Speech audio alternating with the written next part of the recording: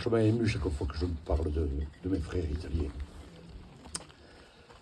Je suis un médecin et je suis un fils d'Avicenne, de Maïmonide et surtout d'Averroès. Dans l'association Ricordate, tous les membres viennent d'horizons et de milieux différents. Mais leur point commun, c'est la fraternité, qui nous a réunis pour une cause fraternelle. Seule la mort a séparé les membres fondateurs. Et je voudrais rendre justice à Jean-Claude, Giovanni, Pierrot et Daniel, à qui l'association rendra hommage par un dépôt de fleurs. Une pensée pour César, ainsi que pour Riton Cazenave, le peintre des aquarelles, qui nous a toujours soutenus. Enfin, un témoignage d'affection pour un frère, Pepito Silveira, mort au travail à Péchiné. Monsieur Gomez, son camarade de la CGT, et sa sœur lui rendront hommage par un dépôt de fleurs.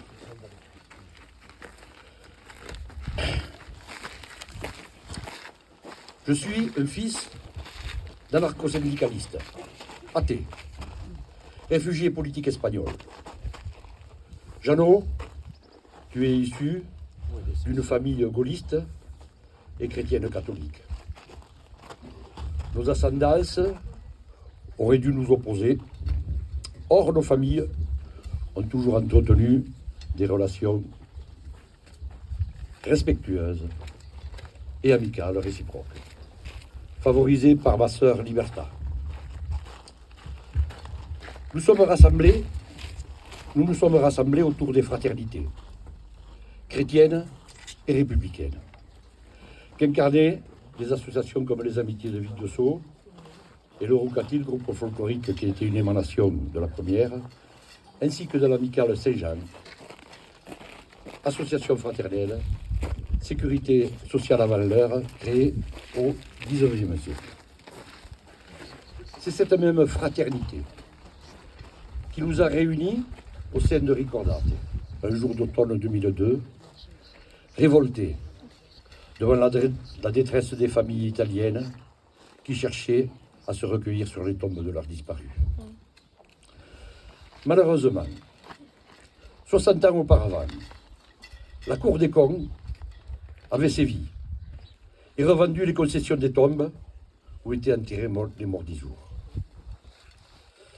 Cette même Cour des comptes s'était déjà illustrée en oubliant volontairement le docteur Barrère, secouriste d'Isour en 1939, conseiller général socialiste, résistant, arrêté par la Gestapo et déporté et mort à Buchenwald.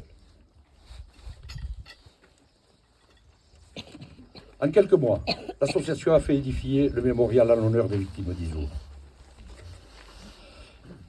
Par ta volonté acharnée, Jeannot, par ta passion qui nous a amenés avec toi. Avec l'aide de l'association franco-italienne et ses relais dans la botte, nous avons réuni, en mars 2003, un grand nombre de familles de victimes d'élus et d'élus des régions italiennes concernées. Un autre idéal t'a motivé, c'est le culte des morts. Et le fleurissement des tombes que tu pratiques régulièrement en forme de respect. Où es-tu, fraternité? Toi qui es, conceptualisé ou non, à l'origine de l'humanité. Toi qui as fait famille, tribu, société et civilisation. Où es-tu, fraternité de la main, dissoute pendant 2 siècles, dans la lutte entre liberté et égalité, entre socialisme et libéralisme? Resterais-tu uniquement un concept affiché sur les frontons de nos mairies et de nos écoles, enseveli avec les écrits des philosophes des Lumières, enterré avec Condorcet et les Girondins? Salut et fraternité, ou plutôt, salut fraternité. République, qu'as-tu fait de la fraternité? Malgré la lutte des communards, malgré la volonté de Jean Jaurès, tu as disparu, laissant le champ libre au racisme, au despotisme, au fascisme et au nazisme, à l'horreur des guerres et à la violence dans nos écoles. Tu ressuscites sporadiquement, après des guerres, avec en 1919 la création de la Société des Nations. En 1945, avec la création de l'ONU, et en 1957, avec le traité de Rome, qui était un traité fraternel. Mais République, tu as laissé en suivant recommencer la lutte entre liberté et égalité.